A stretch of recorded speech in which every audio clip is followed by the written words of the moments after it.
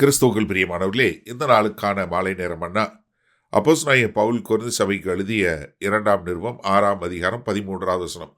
2 கொரிந்தியர் 6:13, 2 கொரிந்தியர் 6:13.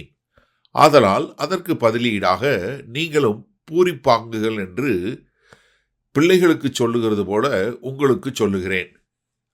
அதாவது இப்போ என்ன சொல்றாரு, நாங்கள் எப்படி திறந்த மனதோடு இருக்கோம், நீங்கள் தான் நாங்கள் சொல்கிறத கேட்க மனதில்லாமல் உங்கள் மனதை குறிக்கிட்டீங்க.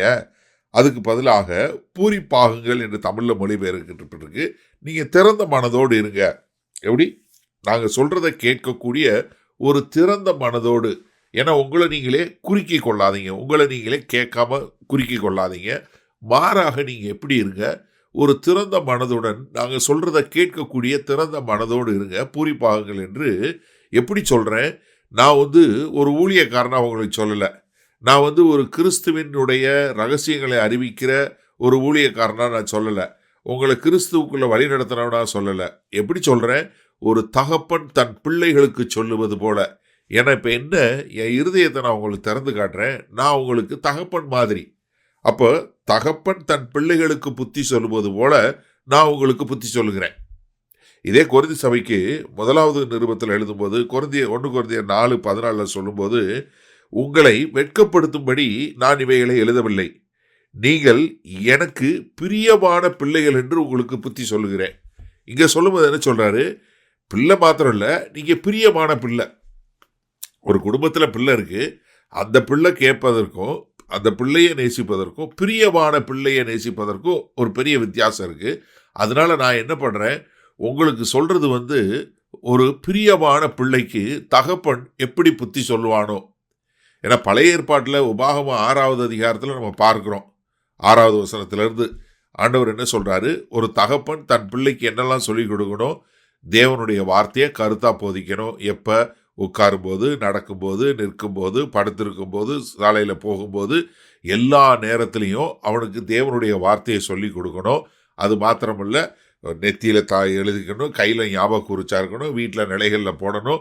அதாவது என்ன, ஒரு தகப்பன் தன் பிள்ளைகளுக்கு கர்த்தருடைய வார்த்தையிலும் கர்த்தரை குறித்து சொல்லுவதிலையும் கவனமாய் சொல்ல வேண்டும் என்று சொல்லக்கூடிய ஒரு காரியத்தை சொல்லிட்டு அதில் கீழே எச்சரிக்கையும் கொடுக்குறாரு. என்ன, நீ எகிப்திலிருந்து அடிமைத்தனத்தில் இருக்கும்போது நீ என்ன கேட்ட, இப்போ நீ உனக்கு ஆசீர்வதிக்கப்பட்ட, உனக்கு சுதந்திரிக்கப்பட்ட தேசத்தில் உனக்கு திரட்சியான செல்வம் இதெல்லாம் வந்த உடனே நீ என்னை மறந்துடாத அப்படின்னு சொல்லக்கூடியதுக்காக நீ ஞாபகப்படுத்து அப்படின்னு சொல்கிறத நீ சொல்லி கொடுக்குறாரு. அப்போ அதே தாங்க சொல்லும்போது, நான் உங்களுக்கு ஒரு தகப்பன் மாதிரி, நீங்கள் என்னுடைய பிள்ளைகள். அப்போது ஒரு தகப்பன் சிக்ஷை செய்யும்போது ஒரு சில நேரத்தில் உங்களுக்கு பிடிக்காமல் இருக்கலாம்.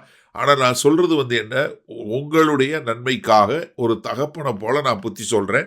அதை கேட்டு நீங்கள் உங்களை திருத்தி கொள்ளுங்கள் என்று சொல்லக்கூடிய ஒரு காரியத்தை இங்கே சொல்லி கொடுக்குறாரு. சரி, இந்த நாளில் இந்த வசனத்தை நம்ம எப்படி எடுத்துக்கொள்வது? இதை நம்ம 2 விதமாக எடுத்துக்கொள்ள வேண்டும். ஒன்று உங்களுக்கு உபதேசிக்கிற, உங்களுக்கு கர்த்தருடைய வார்த்தையை சொல்லி கொடுக்கிற ஒரு நல்ல ஆவிக்குரிய தகப்பன் உண்டா? எப்படி? உங்களை வழி நடத்துகிற நல்ல ஆவிக்குரிய தகப்பன் உண்டா?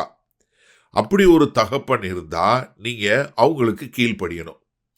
எப்படி? தேவனுக்கு பயப்படுகிற பயத்தில் நீங்கள் கர்த்தருக்கு பயந்து அவர்களுக்கு கீழ்ப்படியக்கூடிய பிள்ளைகளாக இருக்க வேண்டும்.